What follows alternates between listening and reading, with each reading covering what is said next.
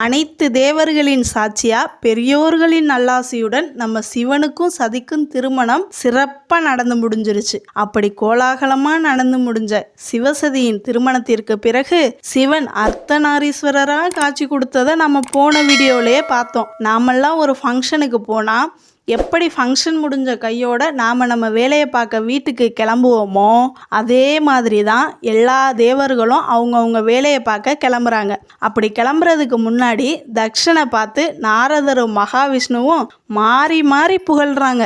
அப்படி என்னதான் சொல்கிறாங்கன்னு பார்த்தா, தக்ஷா உன்னோட உபசரிப்பும் விருந்தோம்பலையும் நினச்சி நாங்கள் ரொம்ப பூரிப்படைஞ்சிட்டோன்னு சொல்ல, உடனே நம்ம மகாவிஷ்ணு பிரம்மரை பார்த்து சொல்கிறாரு, விருந்தும் மருந்தும் 3 நாள் தான் பிரம்மதேவரே, நாம் கிளம்புவோமான்னு கேட்க, பிரம்மரும் தக்ஷனை பார்த்து, மகனே தக்ஷா சிவசதியை அனுப்புவதற்கான ஏற்பாடுகளையெல்லாம் செஞ்சிட்டியான்னு கேட்க, தக்ஷன் அதுக்கு இதோ நானே சென்று அதற்கான ஏற்பாடுகளையெல்லாம் செஞ்சுட்டு வர்றேன்னு சொல்லி கிளம்புறாரு.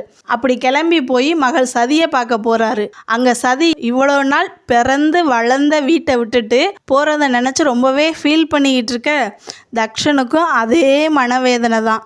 என்னதான் இருந்தாலும் மகள்களை பெற்ற அப்பாக்களுக்கு மட்டும்தானே தெரியும் அந்த வேதனை என்னவென்று. தக்ஷன் சதியை பார்த்து கேட்குறாரு, நீ கைலையில் போய் எப்படி வாழ போறியோன்னு கேட்க, அதுக்கு சதி கவலைப்படாதீங்கப்பா, சிவனோட இருக்கும்போது நிச்சயமாக நான் சந்தோஷமாக தான் இருப்பேன்னு சொல்லவும், தக்ஷனும் வாழ்க வளமுடன் சதின்னு சொல்ல, உன்னை வழி அனுப்புறதுக்காக எல்லாரும் வெயிட் பண்ணிக்கிட்டு இருக்காங்க, வா மகளேன்னு சொல்கிறாரு. அதுக்கு சதியோட அம்மா சொல்கிறாங்க, நீங்கள் போங்க நான் கூட்டிகிட்டு வர்றேன்னு சொல்ல, உடனே ரோகிணி சதிக்கிட்ட போய் பேசுகிறாங்க, நீ சிவனை நினச்ச மாதிரியே கல்யாணம் பண்ணதில் எங்கள் எல்லாருக்கும் சந்தோஷம்தான், ஆனால் நீ இல்லாத இந்த மாளிகையில் நாங்கள்லாம் எப்படி இருக்க போகிறோன்னு தான் தெரியலைன்னு சொல்லி அக்காவும் தங்கச்சியும் ரொம்பவே ஃபீல் பண்ணிக்கிட்டு இருக்காங்க. மகளாக இருந்த நம்ம சதி மருமகளாக கிளம்பும்போது அம்மாவும் அப்பாவும் சேர்ந்து மாப்பிள்ளை வீட்டில் அப்படி இருக்கணும் இப்படி நடந்துக்கணும்னு சொல்லி அட்வைஸ் பண்ணி பேர் புகழோட வையகம் போற்ற வாழணும்னு சொல்லவும்,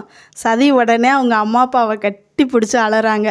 அவங்க வாழ்ந்த மாளிகையை பார்த்து பார்த்து அலறாங்க. அப்புறம் சிவன் தான் வந்த நந்தி வாகனத்திலேயே சதியை ஏற்றிக்கிட்டு தக்ஷனோட மாளிகைக்கு பிரியா விடை கொடுக்குறாரு. தக்ஷனும் அவங்கள வழி அனுப்பி வைக்கிறாரு. அப்படியே ஒரு வழியாக கைலையை காட்டுறாங்க. இன்ன வரைக்கும் கைலையில் சிவன் மட்டும் இருக்கிறத தானே பார்த்துருப்போம்.